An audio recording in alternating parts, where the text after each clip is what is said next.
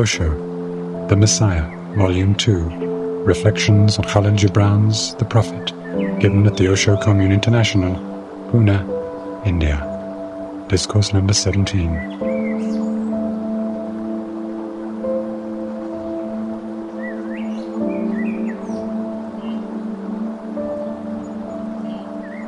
Commentaries by Bhagwan Sri Rajneesh on Khalil Gibran's The Prophet.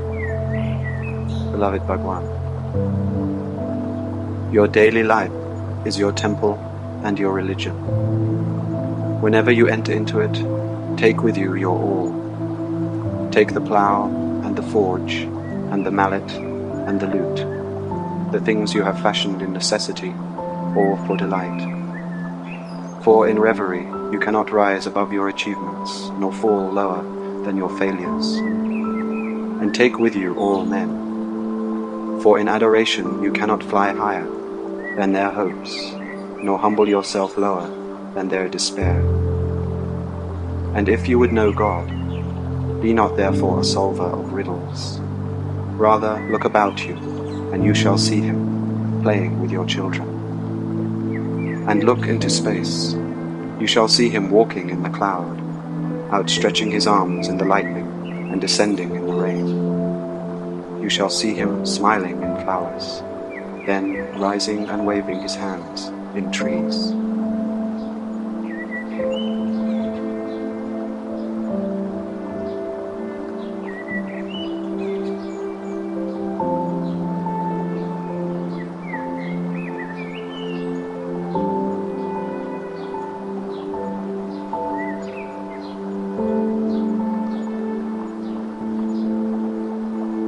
It is one of the misfortunes that the true religion has been destroyed not by the irreligious, but by the so-called religious people of the world. Not by those who do not believe in God, but by those who believe in God, heaven and hell, and all that nonsense. The true religion has nothing to do with God.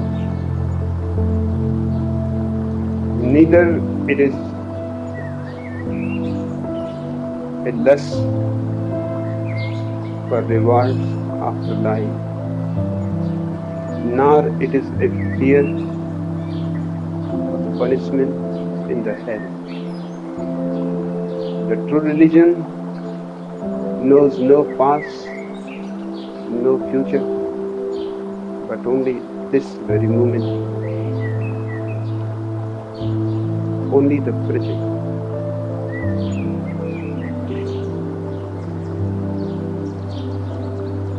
It is not in the temples and the mosques and the synagogues and the churches. Those who try to find it there are making their efforts in vain. It has to be found not by anything that is made by man,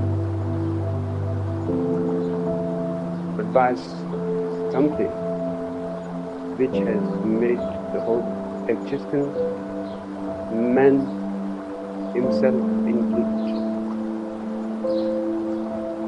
You cannot sculpt God in a statue, but God is the very source of life and nothing else. It has no face of its own, it has no hands of its own, it has no eyes of its own. But if you are silent, peaceful, loving, suddenly your hands start quivering with a new source of energy. Your hands become God's hands. Your eyes start seeing in a totally different way. They become the eyes of God. Everything remains the same, and yet everything changes because you have changed. God is a way of life, a style of life, living in tune with existence. God is not a person, but simply a certain way of falling in tune with existence, of falling in love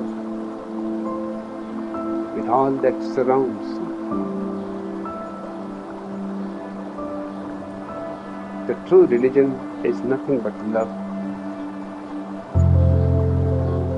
unbounded, unfettered.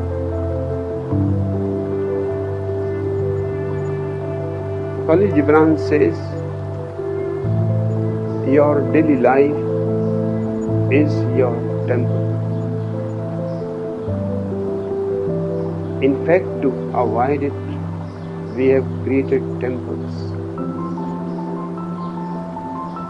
The temples are not the places where God lives.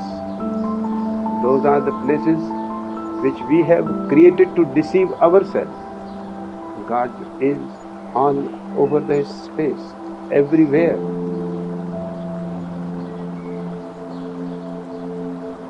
But to be so overwhelmed, so possessed and enchanted by God that each single moment becomes flooded with Him needs courage, needs guts, needs a heart uncluttered, open, available, receptive. To avoid this, we have created small temples. These temples are not to find God, but to avoid God.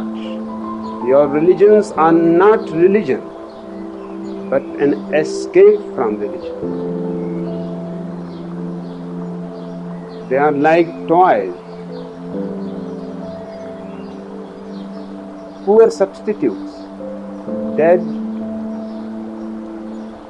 with no life, with no song, with no dance. But strange it is that the whole humanity has been deceiving itself. There must be some deep psychological reason.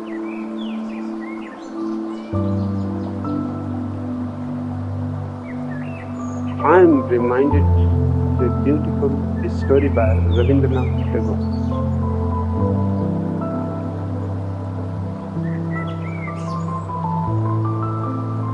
He says, I have been searching for God for many, many lives.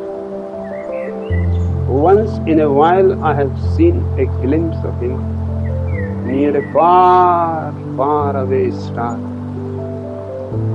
and I rushed towards that star. But by the time I reached there, He was gone.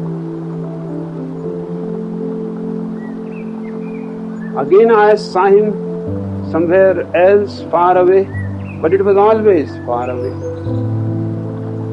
And to travel that distance takes time.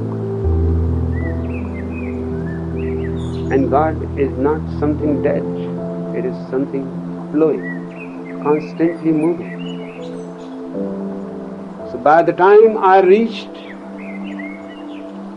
the spot I had seen Him, He was dancing somewhere else. I heard the dance, I heard the music. He was playing a flute. I heard the flute. I saw Him, but always so far away. But I continued. It was a challenge. One day I'm going to find him.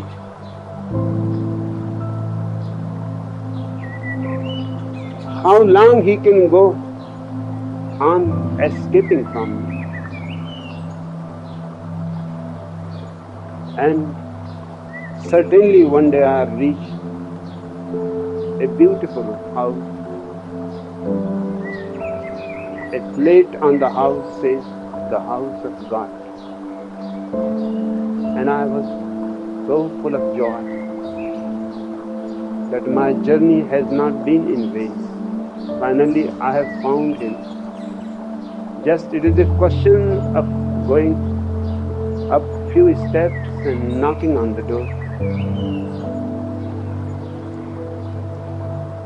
Dancing with delight, I stepped on those marble steps, and just as I was going to knock the door, my hand remained as if paralyzed, because a thought suddenly came to me. If he opens the door and I meet him, then what? All my life, it has been a search. All my life, it has been a constant seeking. I know only how to search and how to seek. The meeting with God is going to be a death to me, because I am nothing but a search, a seeking. It is going to be a death to the challenge. And what life is without a challenge?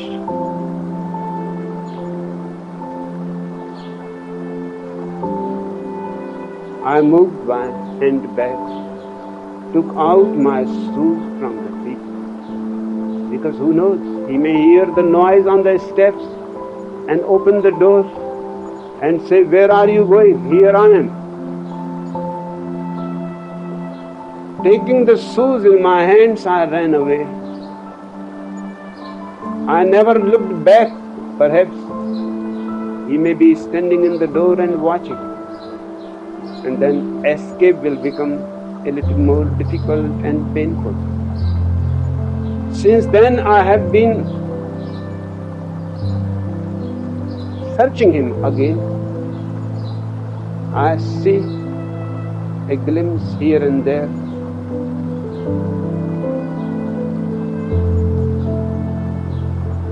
I know where he lives, so only that place I have to avoid. And everywhere else I go on searching, seeking, asking, inquiring, where is God? What is God? It is a tremendously profound story. Have you ever thought, if you meet God, what you are going to say to him?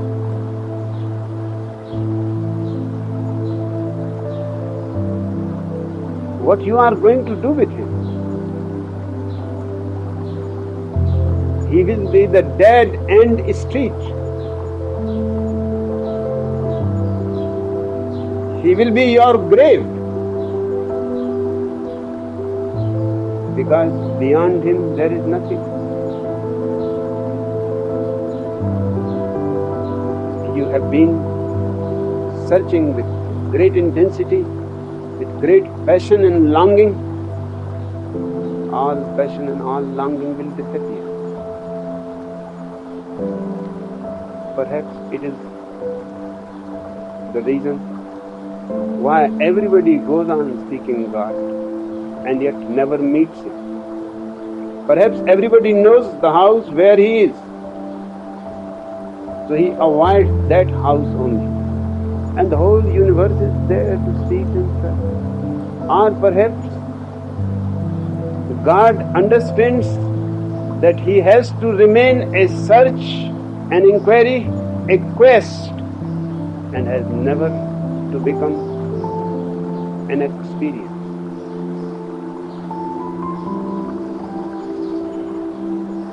Just as on your side you are avoiding the house, perhaps he does not live in that house either. Afraid someday some idiot may knock.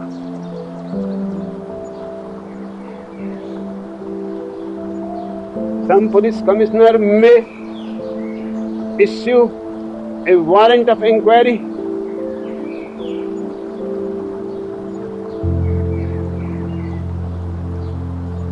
And the police officers with their guns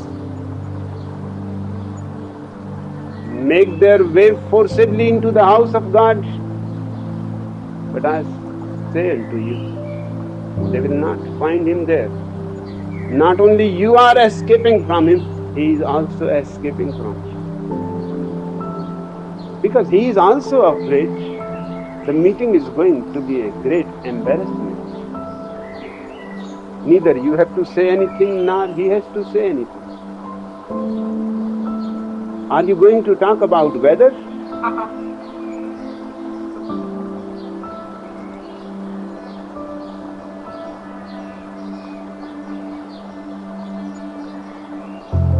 Have you ever given a single thought that the very idea of God as a person is nonsense?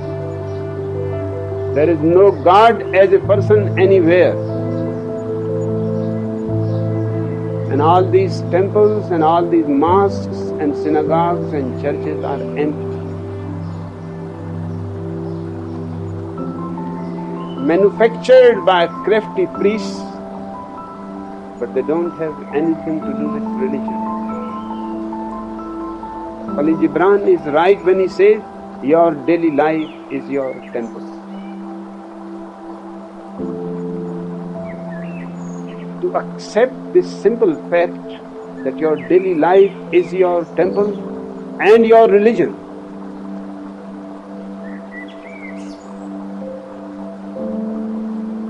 just the understanding of this simple fact is going to become a great transformation. Then you cannot do many things you have always been doing. Because it is everywhere the sacred land. And every moment you are dealing with God. You cannot cheat your customers.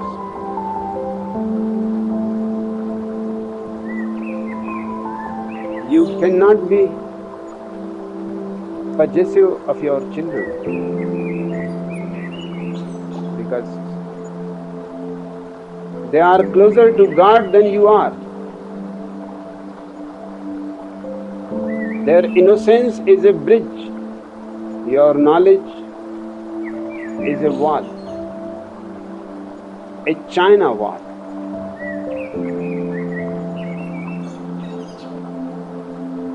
You can only be respectful to the children.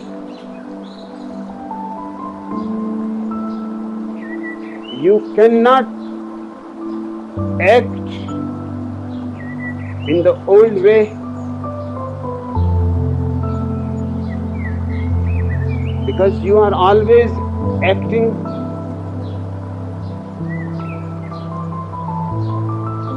inside the temple. And each of your act is a prayer. In each moment, you are surrounded by God.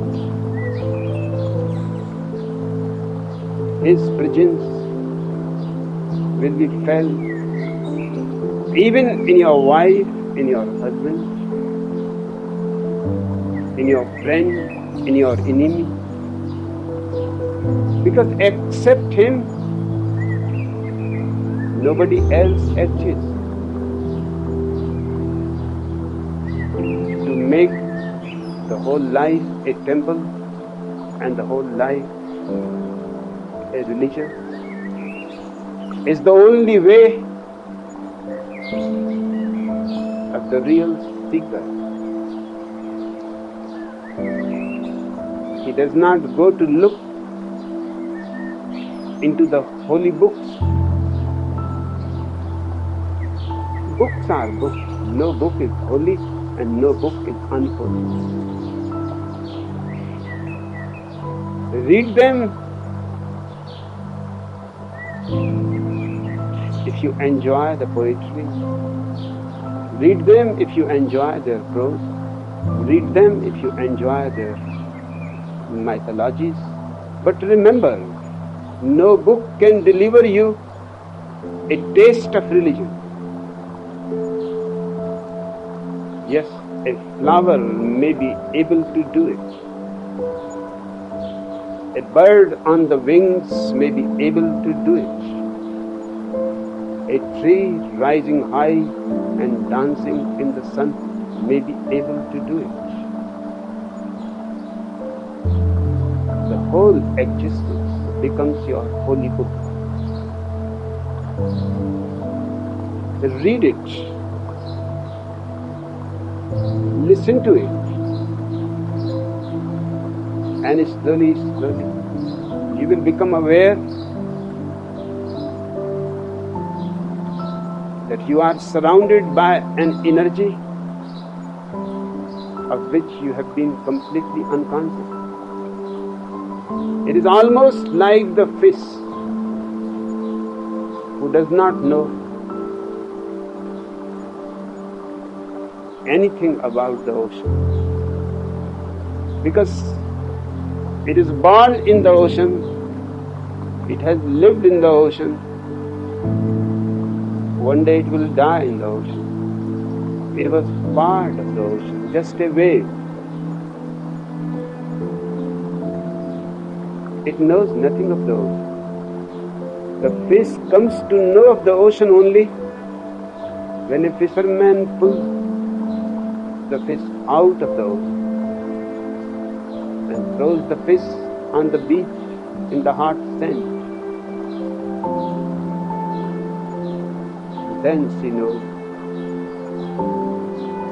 that she has missed her real home, of which she has never been aware. Now she is thirsting, trying in every possible way to reach back and jump into the ocean. Out of the ocean it becomes aware what it has missed.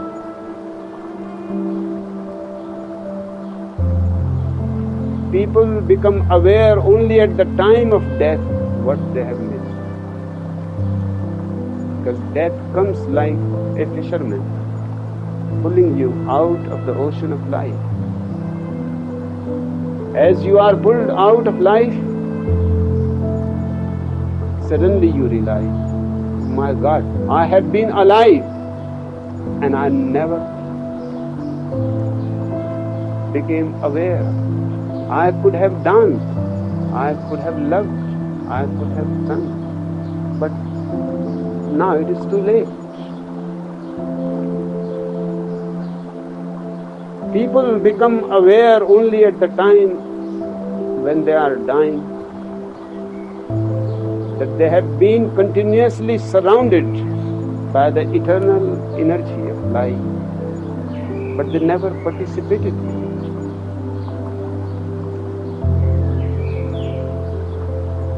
Your daily life is your temple and your religion. Act in awareness, act consciously.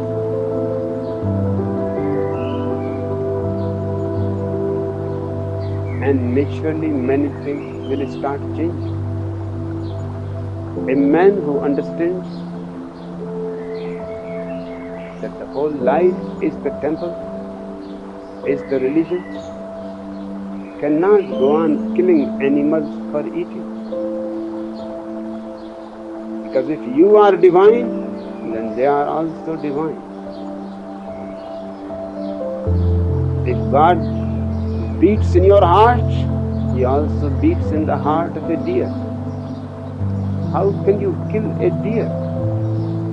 so beautiful and so dignified, so swift,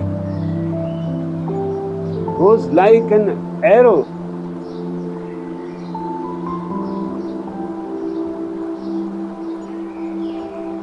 Have you ever seen a deer who is ugly?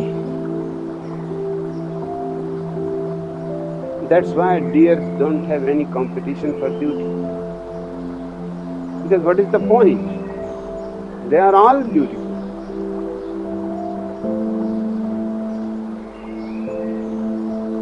Have you ever seen a lion who is not beautiful?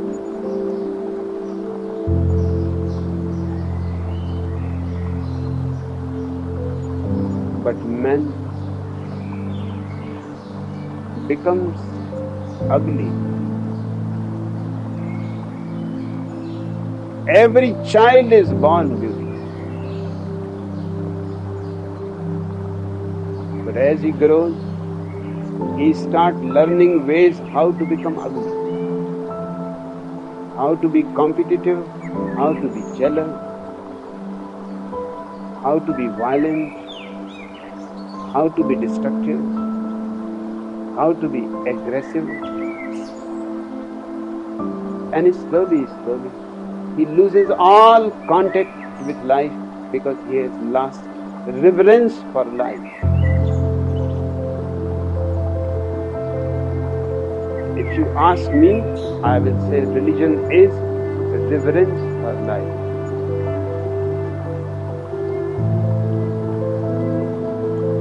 And if you don't have reverence for life,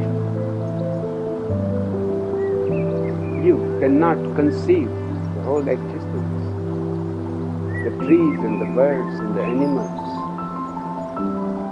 as different expressions of the same energy. In the source, we are brothers and sisters with the animals and the birds and the trees. And if you start feeling this brotherhood, this sisterhood,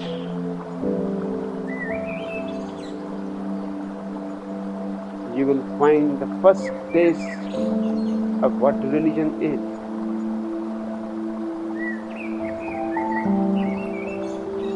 Whenever you enter into it, take with you your heart. Take the plow and the forge and the mallet and the lute, the things you have fashioned in necessity are for delight. For in reverie, you cannot rise above your achievements, nor fall lower than your failures.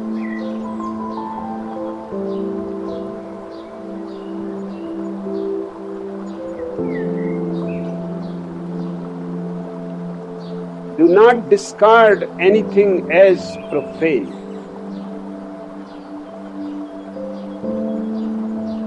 The plow and the forge and the mallet and the lute, whatever you have working with, have a respect for this.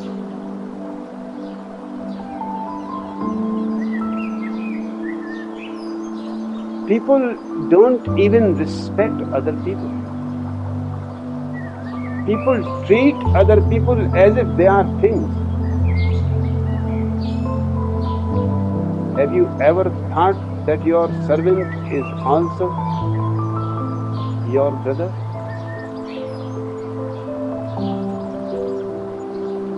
Has the same dignity as you?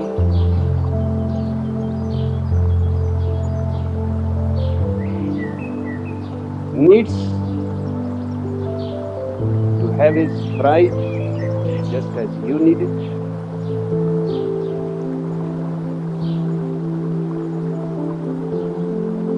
No, a servant passes from your room and you don't even pay attention, as if nobody has passed.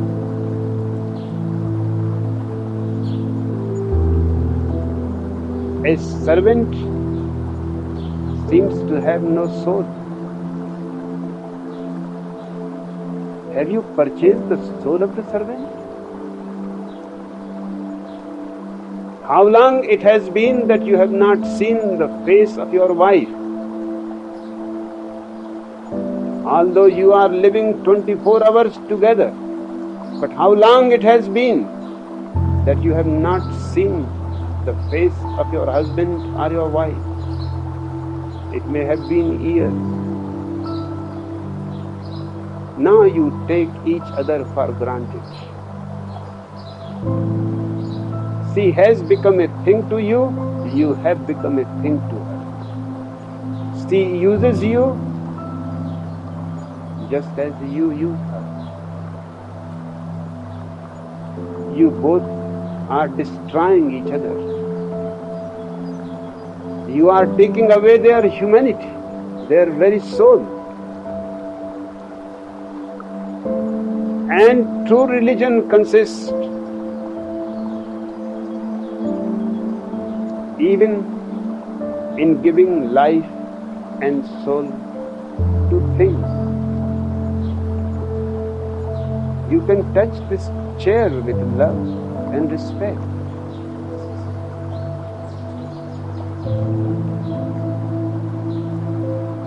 It won't cost you anything,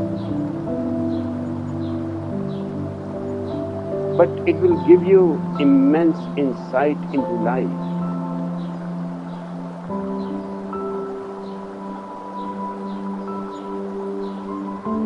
The religious man is the only magician in the world. Whatever he touches becomes alive.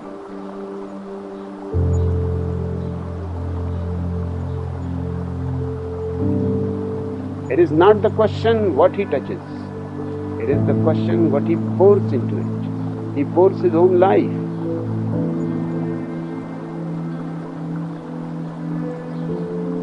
To live a religious life does not mean renouncing existence and escaping to the mountains. That is the way of the coward and the impotent. That is the way of the crippled and the incompetent. That is the way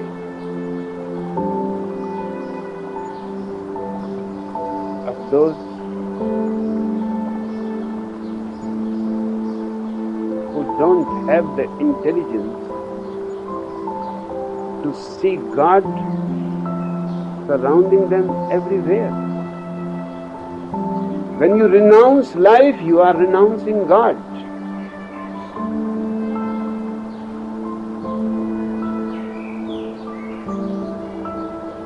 Whom else you can renounce? When you are renouncing your wife or your husband, whom do you think you are renouncing? And where are you going? To find God. In Gautam Buddha's life, there is one incident which Buddhists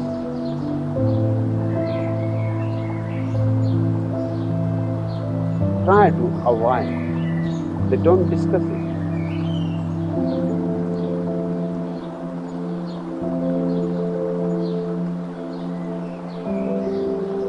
When Gautam Buddha became enlightened, and what is enlightenment? This very experience that the whole existence is divine, that it is the temple of God, and that everybody is either God awake or God asleep. But it makes no difference. One who is asleep can be awake within a minute. Just a little cold water has to be thrown into his eyes. He may be uneyed in the beginning. He may shout at you. People even throw their alarm clocks.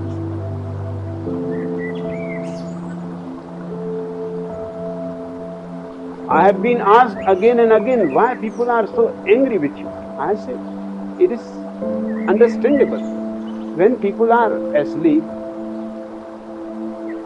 They don't want any alarm clock around them. And I am no ordinary alarm clock.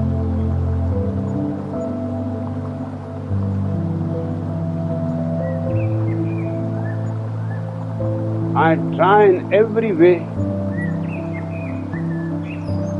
even if I have to wrestle with the person,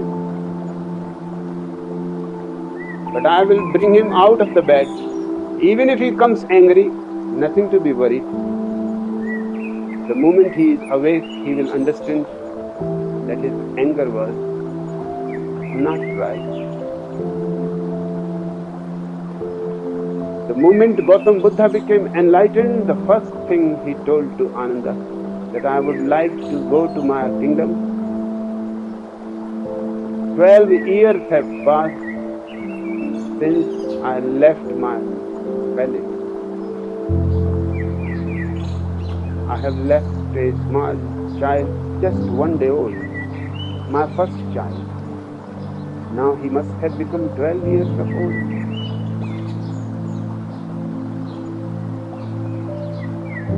And all these 12 years, my wife, Yasodhara, must have been very angry. She is a woman of culture, beauty and refinement. She may not have even expressed her anger to anybody. But in her heart, she must be carrying the wound. The first thing I want is to go back and to see my wife and my child and my father. He must be old if he is still alive. He must have destroyed his eyes by crying because I am his only son.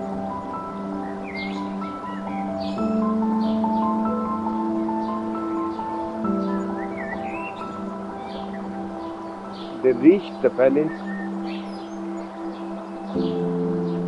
They entered the palace, and Ananda had a privilege which he had asked before his initiation. He was Gautam Buddha's cousin, elder brother. So before he was initiated, he had asked that after initiation, I will be a disciple and you will be the master. And whatever you will say, I have to say yes to it. There is no question of any no. Therefore, before I became a disciple, I want 3 things to be clear. First, you will never send me away from you. The way you send other people to spread the message,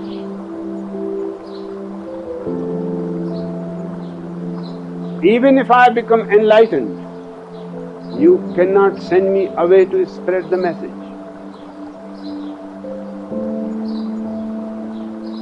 Second, even if in the middle of the night I bring somebody to you that he wants to ask a question, you cannot say that I'm tired, walking the whole day from one village to another village, and in the middle of the night is the right time, do you think? Can't you wait till tomorrow morning? You cannot say that because tomorrow is uncertain. And third, I will be present in every private conversation with whomsoever you may be talking. A great emperor, it doesn't matter. I will remain present there because I want to know everything, not only that which you say in the masses, but also that which you say in your privacy. Because in your privacy, you must say greater secrets, more intimate truth. So promise me these three things.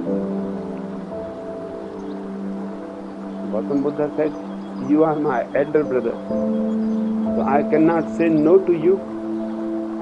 I promise. But remember, only three things.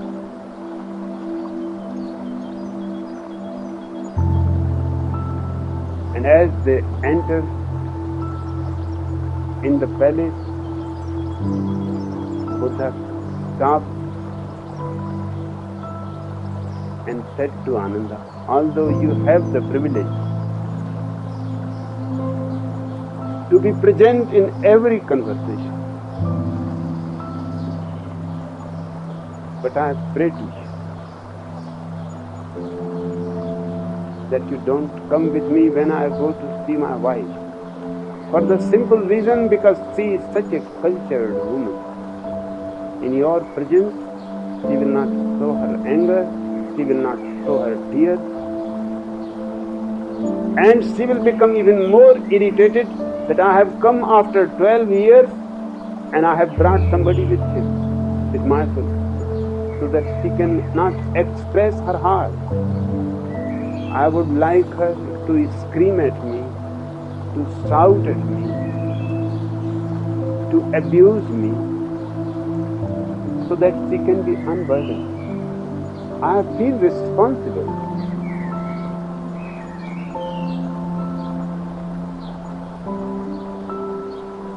Ananda understood. He said, I can make this acceptance. You can go ahead.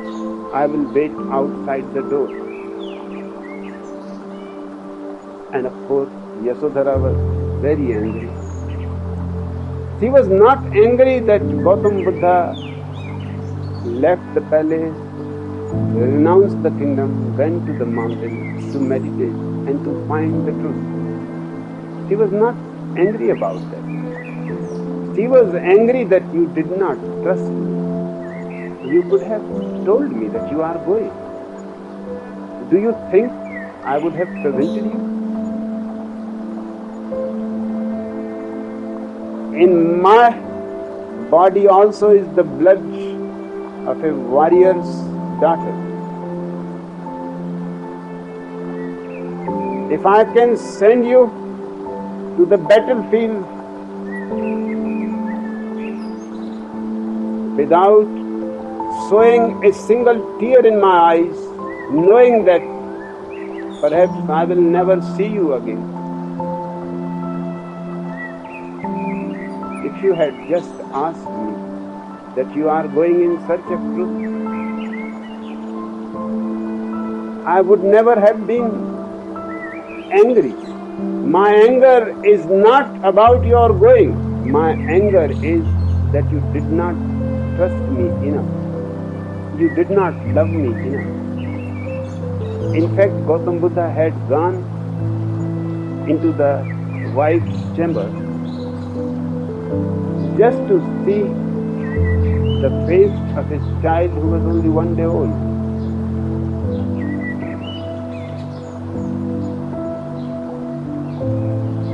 But the child and the mother both were under a blanket. It was a cold night. He could not see the child, and he was afraid to remove the blanket and to see the face of the child. Afraid because removing the blanket was dangerous if the wife wakes up.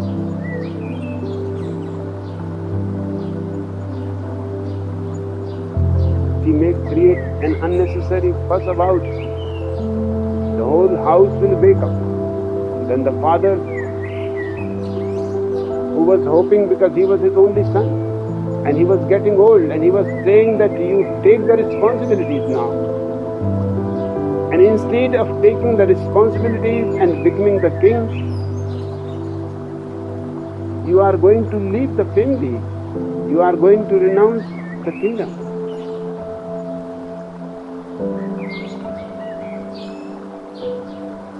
Buddha said, I have come with a heavy heart. I know I have heard, but I also know that you have so much love for me that you can forgive me.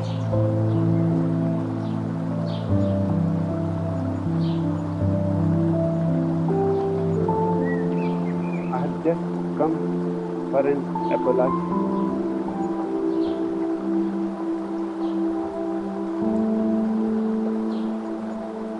And this is the point that I wanted to emphasize, for which I related the incident of the wife said,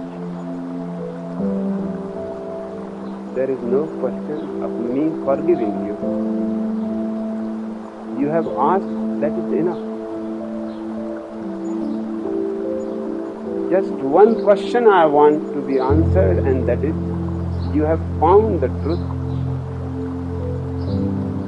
Could not you find it here in the palace? Was it absolutely necessary to go to the caves in the mountain? Is the truth available only in the caves of the mountain? Is not the truth available here?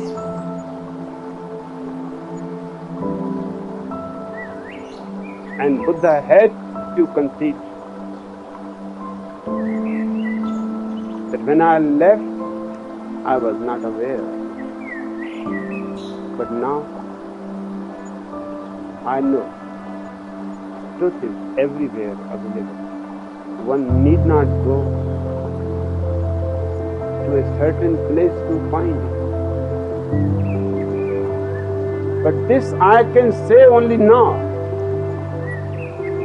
The time I renounced, I was ignorant.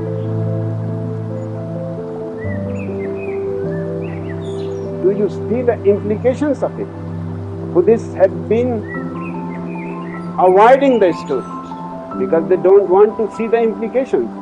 The implication is that all renunciation is in ignorance. And those who have become enlightened, for them there is no renunciation, but only rejoicing.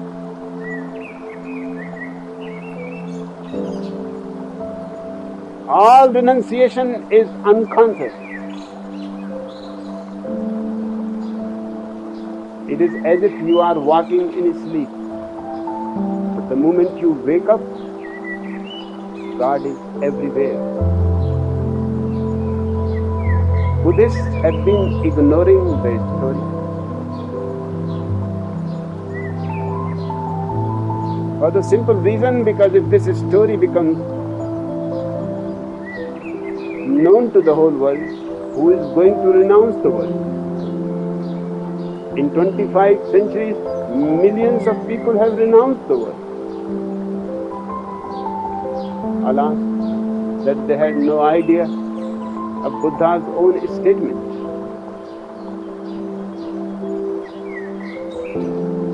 It does not matter. You may not be aware that you are surrounded by a certain energy that is experienced as God when you become awake. But even when you are not aware, the energy is there. So there is no need to go anywhere. What is needed is move from sleep to awakening. The journey is inward, not from this place to that place, not from here to the Himalayas,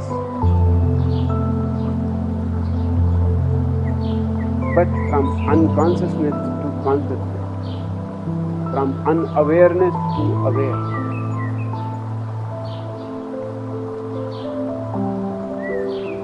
Whenever you enter into it, in the temple of life,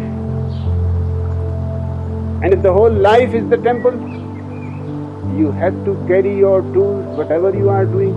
If you are a musician, you will be having your instruments. If you are a doctor, you will be having your instruments. If you are a wood cutter, you will be having your instruments. Whenever you enter into it, take with you your all, whatever you have. Take the plough and the forge and the mallet and the lute. The things you have fashioned in necessity are for delight. For in reverie, when you will taste something of the beyond, what in Japan the Zen people call satori, Kali Gibran is calling reverie. When you will become a little aware, not fully conscious, just as in the morning you become aware that the birds have started singing and the sun has entered through the window, and you take another turn and you pull the blanket over. That is reverie. You are awake, but you will take a little time more. You would like to enjoy this restful moment, the birds singing and the warmth of the sun rays and the fresh air entering in your room. You are awake, but not fully awake. Just half awake, half asleep. People have been asking me again and again, what is the difference between satori and samadhi? This is the difference. Satori is half awake, half asleep. Samadhi is full aware. But if you are half awake, it won't take long for you to be fully awake. Just a little hit of the master's staff on your head and you will jump out of the bed.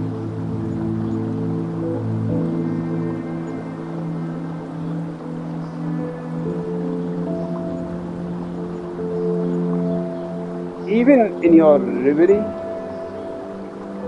you cannot rise above your achievement.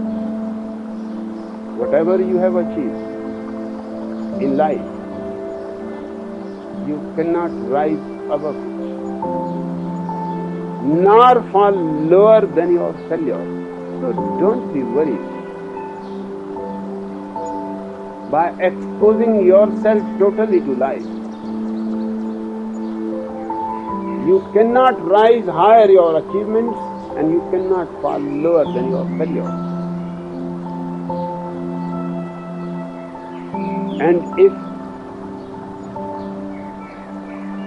you understand the fact that God is everywhere, then God is in the heights and God is also in the depths. God is in your achievements and God is in your failure. In fact, it is God who achieves and it is God who fails. So why you worry? You just leave everything to Him. You leave everything to existence. Then you will be light-hearted. No tension, no responsibility, no burden, no anxiety. If the existence can take care of the stars and the mountains and the rivers and the oceans, can't the existence can take care of you?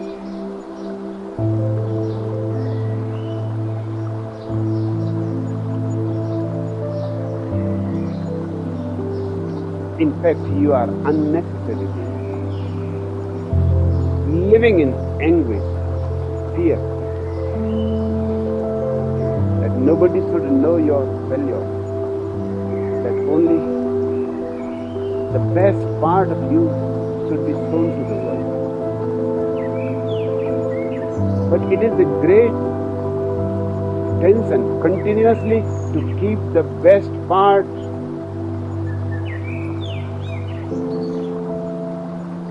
it is possible if you are acting in a drama.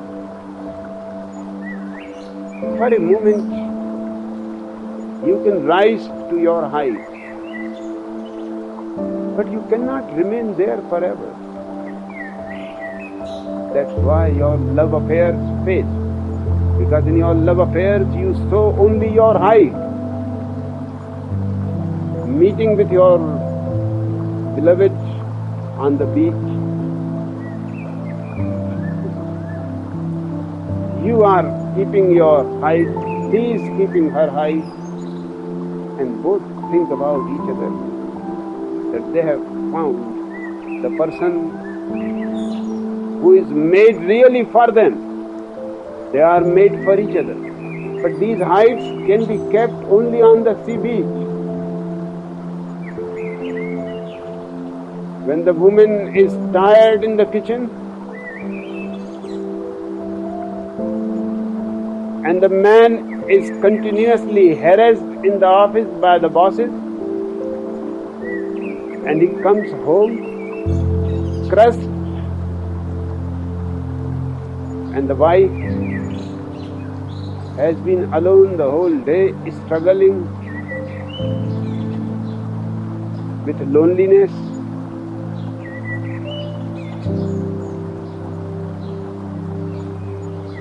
they cannot keep their height. They both explode.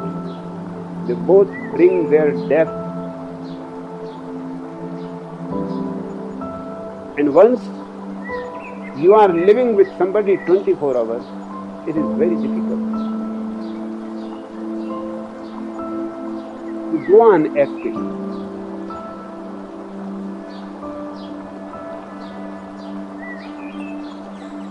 A small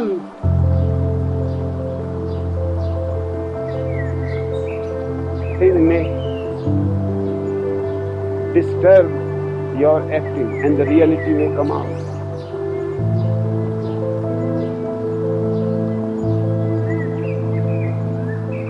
It happened in a village in India. Every year the story of Rama is being dramatized all over the country.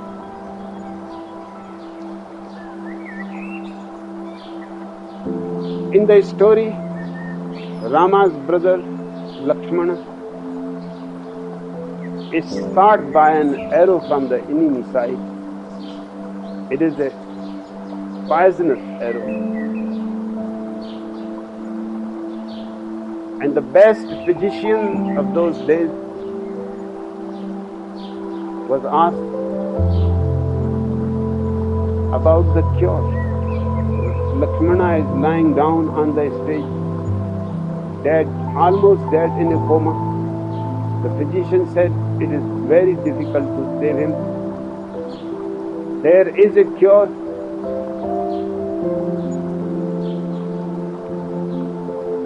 A certain herb that grows on a certain mountain, but the distance is too much. And if within 24 hours the herb is not brought, there is no possibility of saving him. One of the followers of Rama, you must have seen his statue everywhere, the monkey god Hanuman. He said, don't be worried. He was a king of monkeys, a great monkey. He said, I can reach to the mountain. But the only trouble is, I am an uneducated monkey. And I don't know what herb you are talking about. You have to give me clear-cut indications so that I can bring the right herb. Otherwise, I may bring something and it may not be the right herb. I am not a physician. physician said, there is no problem. That herb is so important that in the night it glows like fireflies. So you will be able to see in the night any herb that is aflame with light, that can save Lakshmana. Hanumana bent there, but he was surprised because it was not one herb that was lighted. There were many herbs in the mountain. He said, my God, how I am to choose? That old idiot did not say to me just one indication, but that indication is applicable to many other herbs. He saw there are different herbs, but they are all aflame. And there was not time enough that he should go back and inquire again. A monkey is a monkey. He thought it is better to take the whole mountain. So let that old fool choose which herb he wants. So he brings the whole mountain. Now, in a drama in a small village, it is a very difficult process. The mountain is made of cardboard with candles, small herbs, and a rope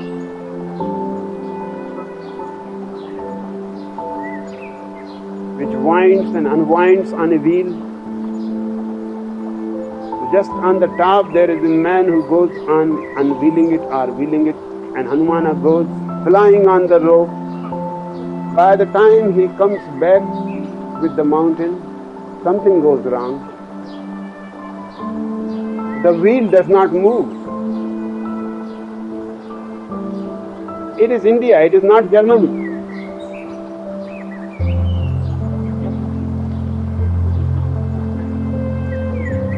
It is not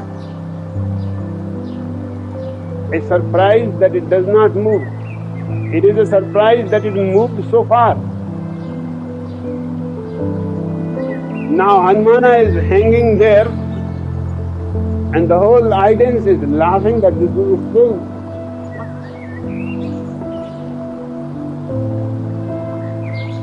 And Rama is continuously repeating what he is supposed to say only once, that Hanumana come soon.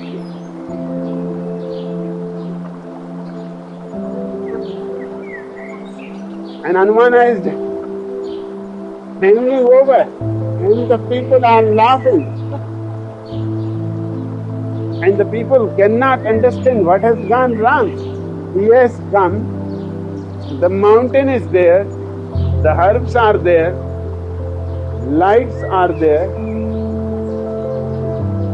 and except Rama, everybody sees towards Hanuman. Only Rama looks down and goes on saying, Hanumana, because he cannot find what to say. He knows he is hanging there.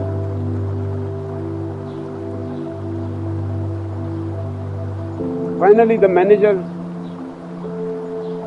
went up the roof. He tried, but nothing. The wheel won't move. So in such a hurry and tension, he cut the rope. Hanumana fell down. The whole mountain is scattered.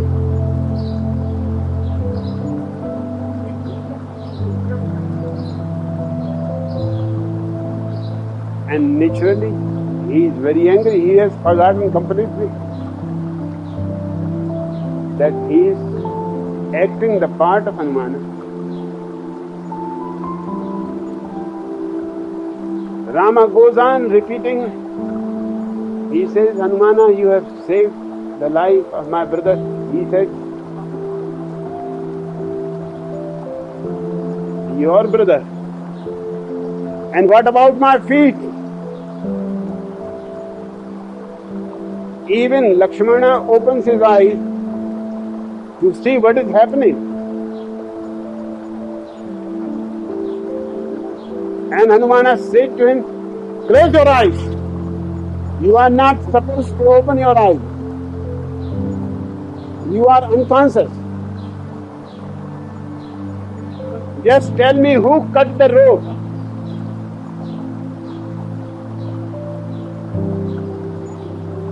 Unless I give him a good beating, this drama cannot go on. The curtain has to be dropped. Somehow he is to be taken out. Sweets are offered, but he says, I don't want anything. First I want who cut the rope. The manager has escaped. That man was a wrestler in the village. He was a dangerous man. He may really beat him. Everybody consoled him that we will see it is the manager, but he has escaped. In the morning we are going to give him good treatment. But for the time being,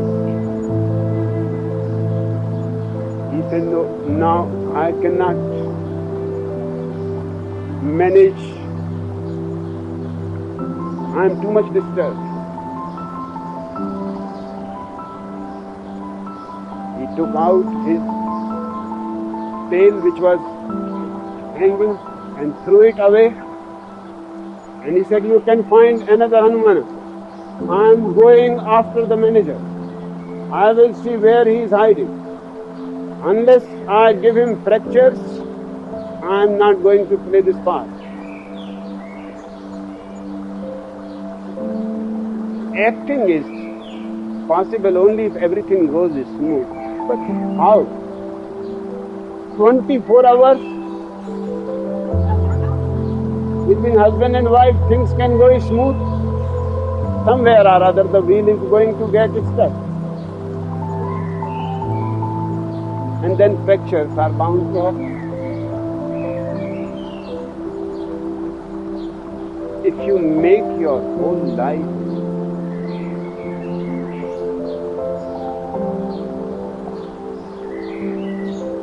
just an acting, showing only the height and not showing the depth, you are going to be in trouble soon. Because you cannot hide your darker side. Even existence cannot hide it. When the fall comes, the leaves have to fall. You cannot hide them. And when the spring comes, new leaves will grow. Flowers will blossom. When the night comes, it is going to be dark. Even if you close your eyes, it will not make any difference.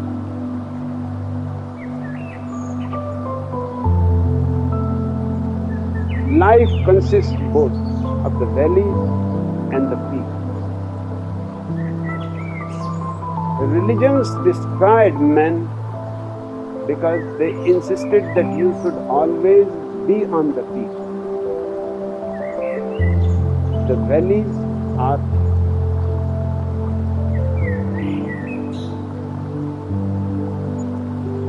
not for the virtuous, they are for the sinner. For the virtuous are only peaks. In existence, there is no division. Every peak has its own valleys.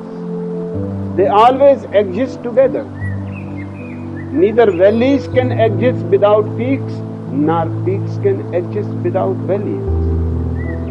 And the man of understanding accepts both. In that acceptance, he becomes integrated. He becomes one. And take with you all men. For in adoration you cannot fly higher than their hope, nor humble yourself lower than their despair. No man is an island. So never think yourself as a separate phenomenon from existence. In you are hidden all men. All men that are dead, all men that are alive, all men that may be coming in the future. You are carrying the whole past with you, and you are carrying the whole future within you. You are not alone. You are a universe.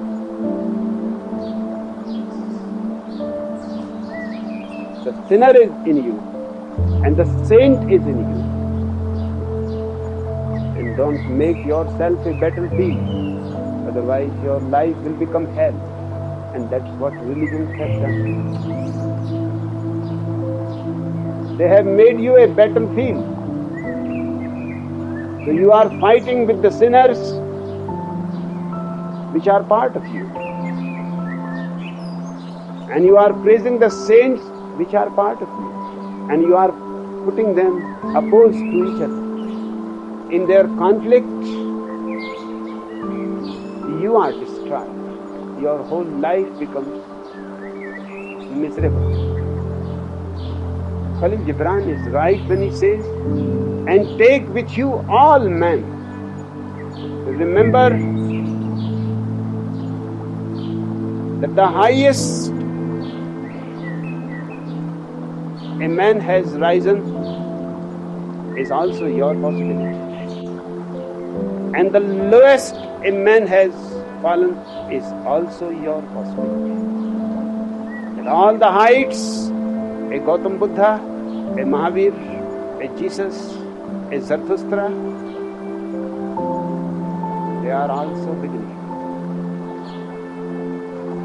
And all the great criminals, Genghis Khan, Timur Lenk, Nadir Shah, Joseph Stalin, Adolf Hitler, Ronald Reagan, they are also within you. Accepting them both, you never become a battlefield. Accepting both, a strange harmony arises. Just as in every school, you have a blackboard, and for writing, you have white chalk. The white chalk on the blackboard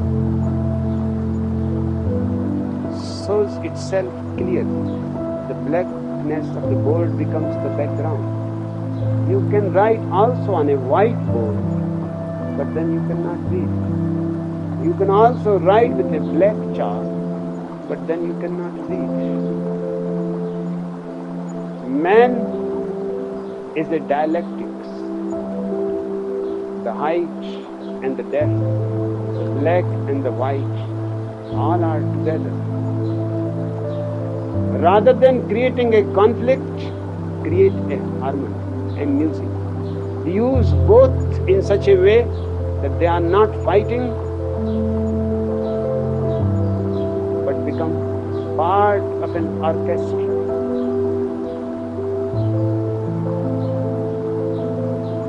To make man an orchestra is the very aim of religion.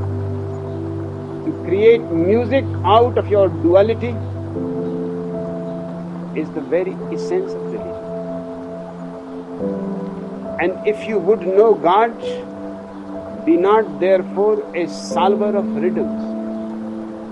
Don't meet God with philosophical questions, with riddles. If I ask you what you are going to do when you meet God, naturally you will start thinking what questions to ask. What questions that you have not been able to find the answer, God must be knowing. But Khalil Gibran says, and if you would know God, be not therefore a solver of riddles, because God is silent. And if you bring problems and questions, they will not be answered. No prayer is ever answered because God does not understand any language.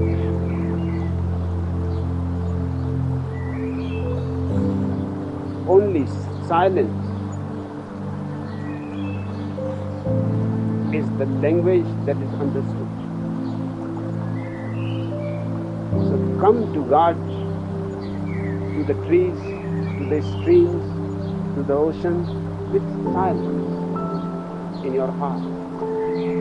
And you will find a communion. And you will find your riddles and your questions disappear. God does not solve your questions, but in silence they dissolve. They melt away. Rather look about you and you shall see Him playing with your children.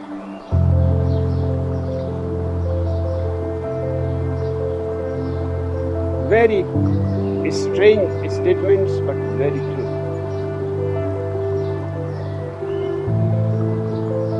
But who cares about children?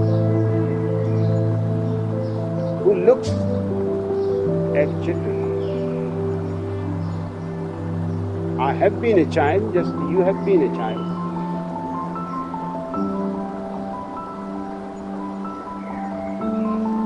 And whenever there was a guest coming to my house, my father will say to me, you disappear.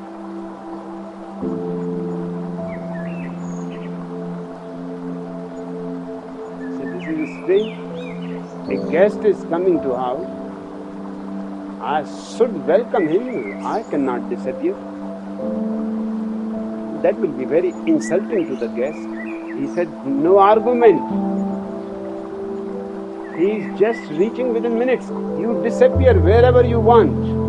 To the river, to the forest, wherever you want, you go. I said, I would have gone if I had known that no guest is coming. I am going to remain here.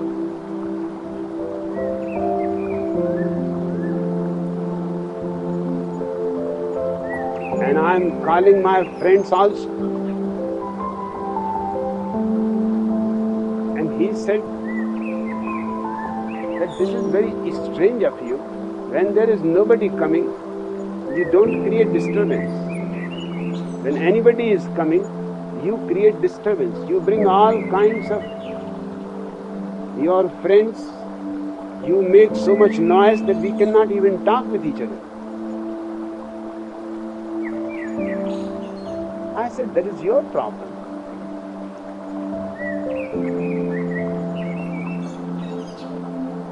We never say to you that you are disturbing our play. Because of you, we cannot play. It is always you who are disturbed by us, but you never think of us, that we are being constantly disturbed by you. There has to be a contract about it. He said, stop about this contract business. You have so many contracts with me that even I go on forgetting, but you never forget your contracts. I said, this is simple. Either contract or freedom. You talk as loudly you can talk, and we will play as loudly as we can. Otherwise, a contract is needed.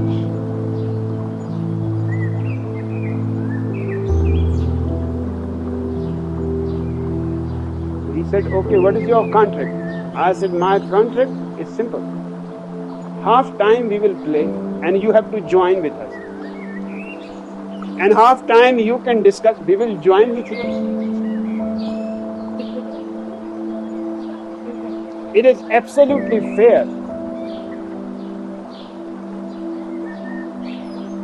He said, it is better I should go out of house. You manage the guest. I said, that's okay. You can go out. Disappear. But he could not, because he had some business to do with the guest.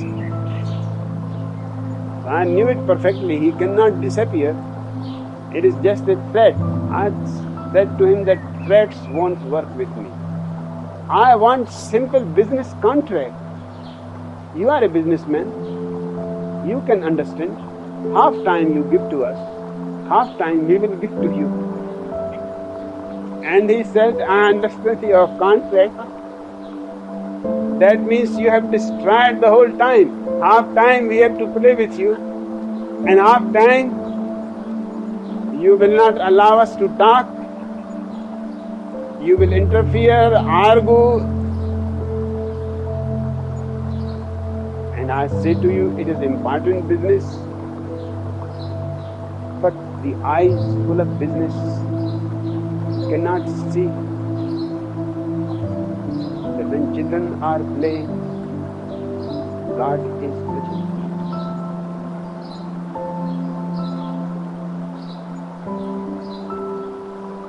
In their innocence, when trees are standing in silence, God is present. When the stream is going, singing its song towards the ocean, God is present. But the eyes are full of business. The ears are deaf. That's why you go on missing that which is every moment available in thousands of ways. And if you would know God, rather look about you and you shall see Him playing with your children. Have you looked in the eyes of a child? Perhaps it will be difficult for you to find an authentic sage. But if you can look into a small child's eye, you will have some taste of the eyes of a sage. They are, of course, more deeper, more profounder, more significant. But the child also has something of it. If not all, just a part of it. And look into his space, you shall see him walking in the clouds. He is not a person. The whole effort of Khalil Gibran is to destroy the idea that God is a person. He wants to understand you. God is a presence. When the children are laughing, He is present.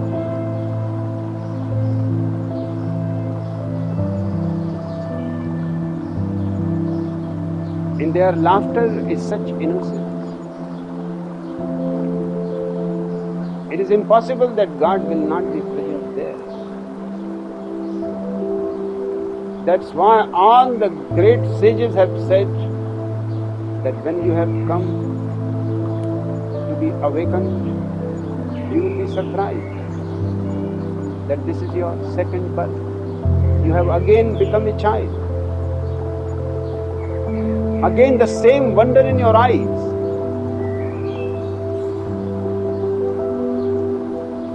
Again the same desire to run after butterflies, to collect seashells on the beach. In Japan, one great sage, Hotei, he used to carry on both his shoulders big bags full of toys, sweets, things that children like. And whenever he will enter into a town, people will ask, give us some sermon on religion, and he would say, wait and you will see it. And from all sides children will start coming, as the rumor will spread like wildfire that Bhotei has come, because he always comes with his strange toys, beautiful sweets, and he will start distributing, and there will be laughter, and they will dance, and Bhotei will dance with children, and the whole crowd will stand there,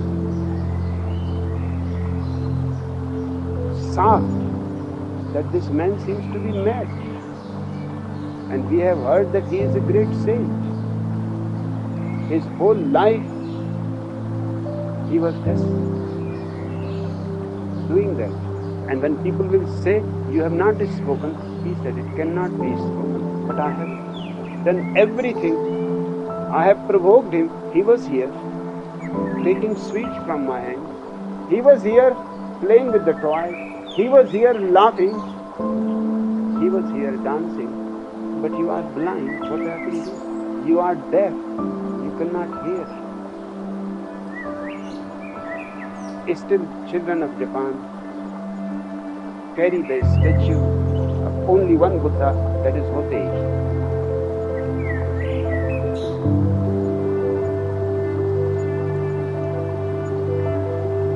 He never spoke, but he always created the situation where you can see innocence in action. When innocence is in action, it is God in presence. And look into his face, you shall see him walking in the cloud, outstretching his arms in the lightning and descending in rain. It is only a question of changing your attitude. When it is raining, just go dancing in the rain.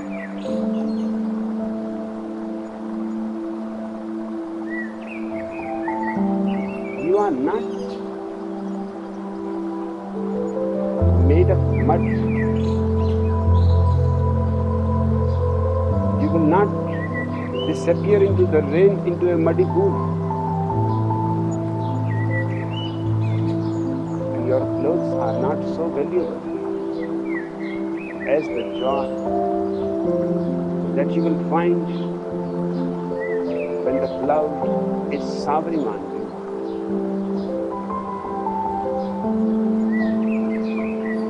But you are protecting yourself everywhere, carrying all kinds of umbrellas.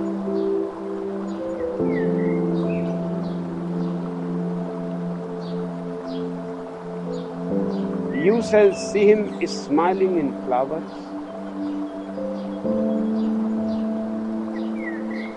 then rising and waving his hands in trees. Just a question of changing your attitude.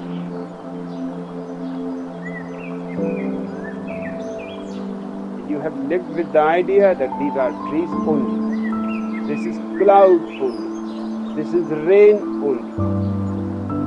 No, it is cloud and much more. It is rain and much more. These are trees and plus.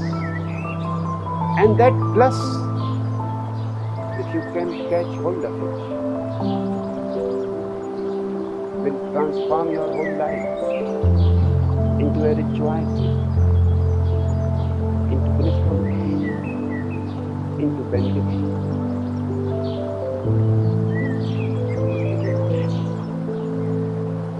Yes, Bhagwan.